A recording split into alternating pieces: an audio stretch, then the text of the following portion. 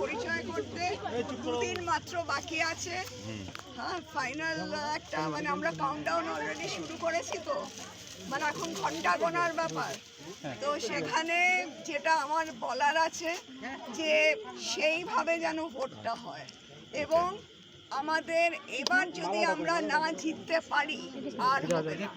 কারণ এখন মোদিজির যে ব্যাপারটা রয়েছে, মোদিজির একটা বিশাল ফ্যান ফলোয়িং আছে, এবং মোদিজি যা যা কাজ করছেন সেটা মানে কি বলবো, সবাই তাতে লাভবান হচ্ছেন।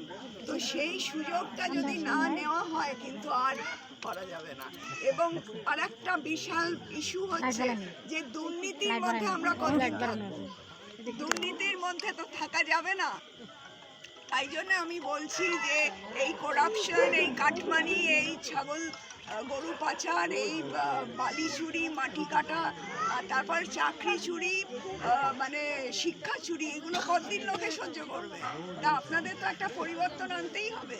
অবশ্যই সেই পরিবর্তনটা বিজেপি আনবে মোদিজির হাত ধরে। সেটা যদি আমাকে ভোটটা দেন মোদিজির হাত।